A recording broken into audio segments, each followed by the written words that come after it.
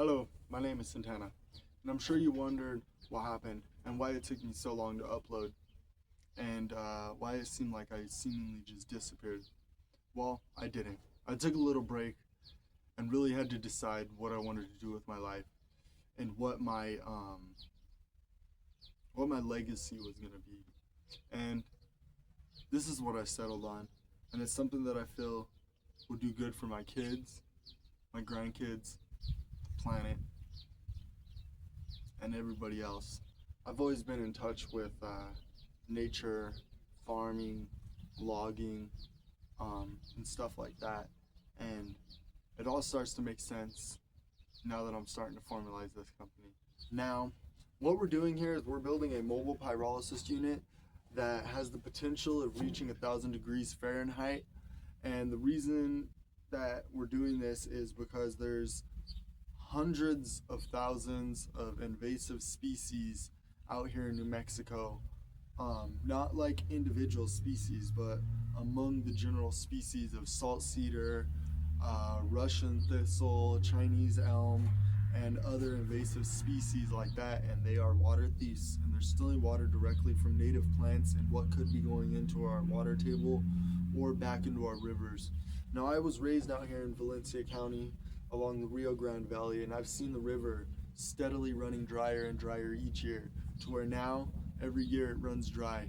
And well, my plan is to maybe try and help change that through taking these invasive species, cutting them down, chipping them up, and filling this machine and taking the carbon that comes out of here and putting that back into the soil and helping with moisture retention.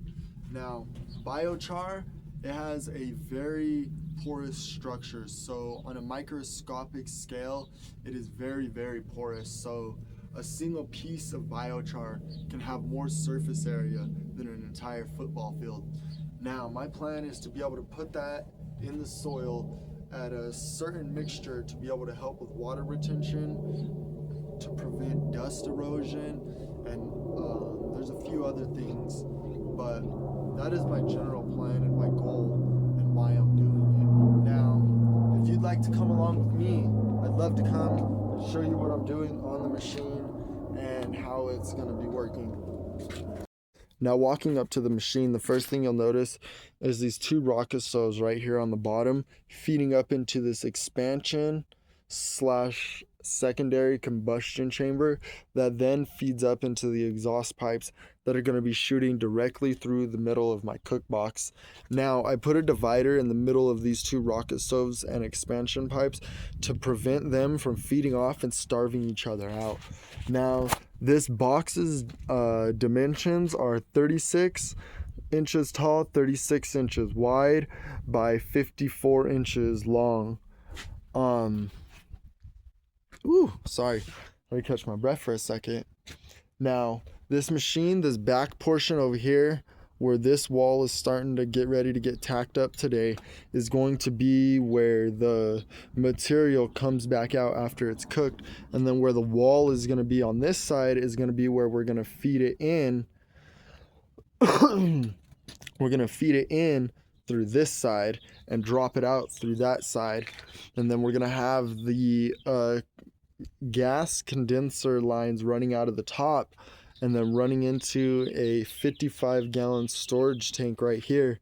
And then off that storage tank is going to run some gas lines for anything that doesn't condense. It can get scrubbed out and ran through these two bottom lines into the secondary combustion chamber down there.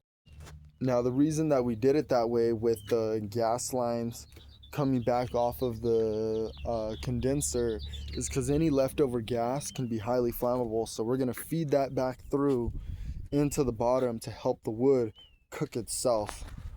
That is the plan. So we have to go through and get all of this sealed up. I have to seal up all of the expansion chamber and the entire cook box airtight. It can't leak air, because if it leaks, then all it's going to do is just turn all of that biomass into ash. And well, I can sell ash. It's not going to be able to do what I want to do. It does not have the microscopic porous structure that biochar has, and that microscopic biochar structure is essential for what I'm trying to do here, because that will be able to help with water retention and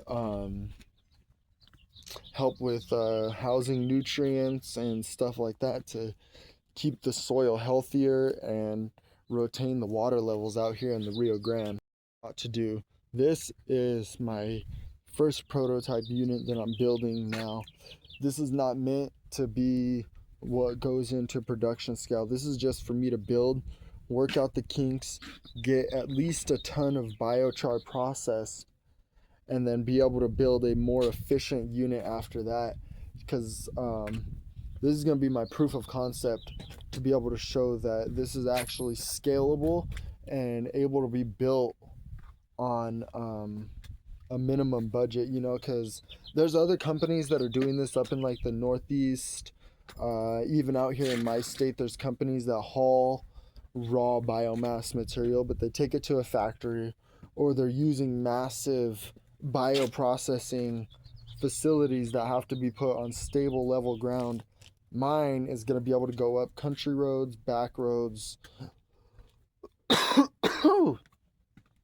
It's going to be able to go up country roads, back roads, ditch banks, river banks, the mountains, basically anywhere I need it to go. It's going to be able to go, set up, level out within 5 minutes, and start processing within 15 or 20 minutes. That's the plan.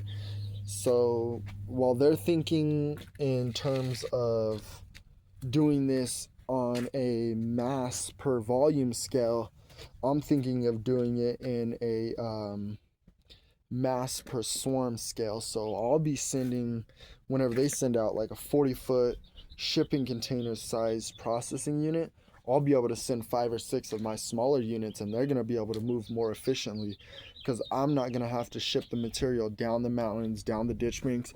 It's going to be able to pull up right next to it, process it right on site, and continue moving.